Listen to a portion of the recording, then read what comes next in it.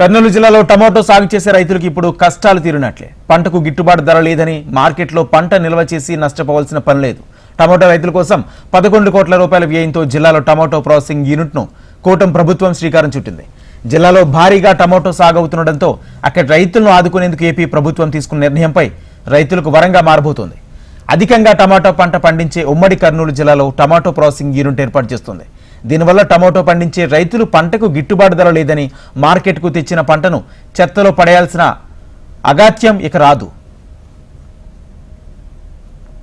కర్నూలు జిల్లా టమాటా రైతులు ప్రతి ఏడాది నష్టపోతూనే ఉన్నారు. కిలో టమాటాల రూపాయి ధర పలకని రోజులు మార్కెట్లో వారు ఎన్నోసార్లు చవిచూశారు.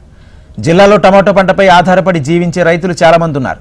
గతంలో అనేక ప్రభుత్వాలు టమాటో రైతులకు న్యాయం చేస్తామని హామీలు ఇచ్చినా అవి గాలి మాటలయ్యాయి.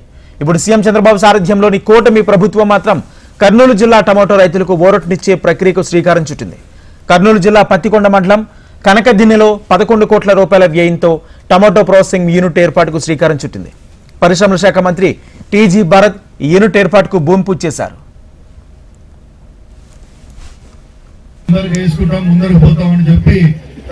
టమాటా వద్దు వేయకండి, టమాటా వేయకండి, మనకి రాదు, గిట్టుబాటు ధర రాదన్నా కానీ ఎవరు కూడా వినకుండా టమాటా పైనకే పోతారు.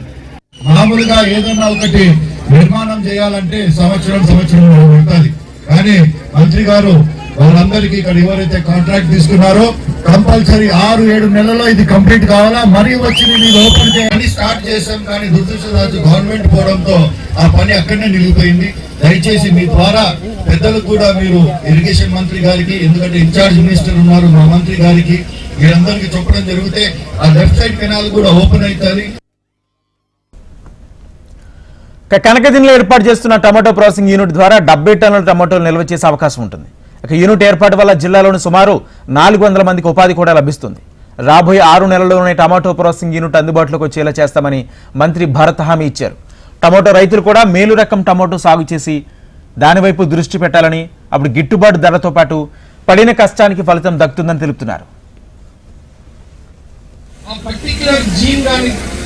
మనం టమాటో గ్రో చేయగలిగినామంటే సేమ్ టమాటో కెచప్ వచ్చేదానికి అవకాశం ఉంటుంది. క్వాలిటీ అనేది వచ్చిందనుకోండి మీరు సేల్ చేసేదానికి ఈజీగా ఉంటుంది.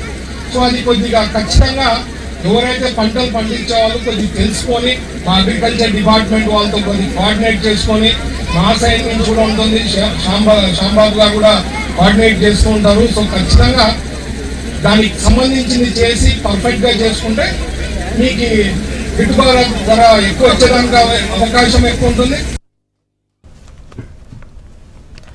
కనకదిన్నె టమాటో ప్రాసెసింగ్ యూనిట్ ద్వారా రోజుకు 15 టన్నుల ప్రాసెసింగ్ చేసే అవకాశం ఉంటుందని అధికారులు అంటున్నారు. మరోవైపు స్థానికులకు ఉపాధి, ఉద్యోగ అవకాశం వస్తుందని తెలిపారు.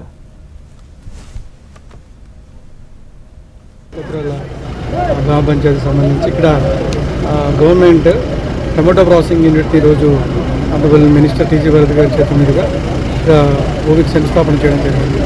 దాదాపు 2.5 ఎకరాల భూమిలో ఈరోజు ఈ ఫ్యాక్టరీకి సంబంధించి శంకుస్థాపన చేయడం జరిగింది.